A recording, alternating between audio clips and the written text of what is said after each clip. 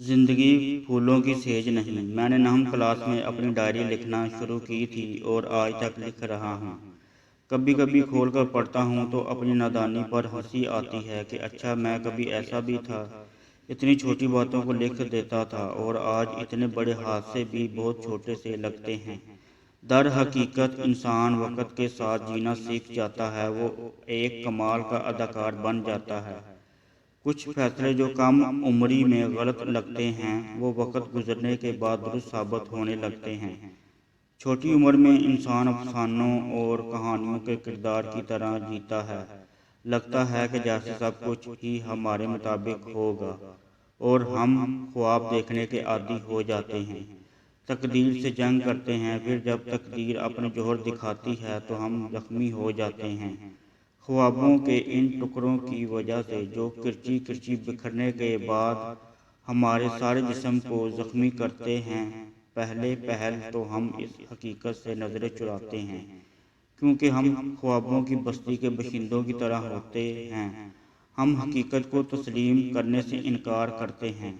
फिर जब तकदीर के फरिश्ते हमारे जिस्म पर कोड़े बरसाते हैं तो हम मजबूरन हकीकत को तस्लीम करते हैं। हाथ जोड़कर माथा और घुटने टेक कर फिर ज़िंदगी कुछ तलख तजुर्बात और हादसात से गुजरती है। इंसान फिर इस मुकाम पर पहुंच जाता है जहां ना तो पाने की तलब रहती है और ना ही खोने का खौफ।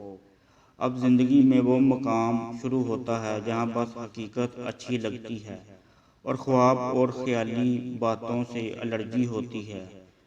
चिढ़ होने लगती है। अब ज़िंदगी मज़ेदार हो जाती है क्योंकि जो हकीकत का सामना करना सीख लेता है वो फिर हर तरह के फेज से गुजर जाता है, ना शिकवा करता है ना ही शिकायत करता है। तो हमारी ज़िंदगी की इब्तदा हमेशा ला हासिल से, मगर ज़िंदगी का इख्तिताम हमेशा हासिल पर होता है। ऐसा हरगिज़ नहीं है कि इंसान परेशान होना छोड़ दे, रोना छोड़ दे। जब दिल भर जाए तो रो लिया करें, दीवारों का सहारा लेकर रो लिया करें, मगर अपने अनमोल मोतियों जैसे आंसू किसी और के सामने बहाकर इनकी कीमत को सस्ता मत होने दें। आपका रवैया अहमियत रखता है। अपनी गलतियों पर मुस्कुरा दिया करें, कुछ नहीं होता क्योंकि इंसान गलतियां करने के बाद ही सबक सीखता है।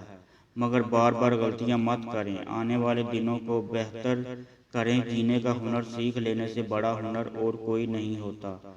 आपकी ज़िंदगी आपकी है, खुद को फ्रस्ट्रेटेड ना होने दें। वक्तन फ़वक्तन बाहर निकालते रहें जो कुछ अंदर जमा हो रहा है, कभी लिख कर, कभी पढ़ कर, कभी रो कर, कभी हंस कर, मगर निकालते रहें। खुद को हल्का करें।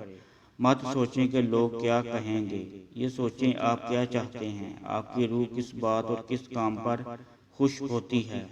अपनी पसंद का लिबास पहने, पसंद के खाने बनाएं, काफ़ी पी कर चल करें। जो हो गया सो हो गया। आप कभी भी माजी को बदल नहीं सकते, तो जैसे बदल नहीं सकते इसे सोचकर भी क्या करना है।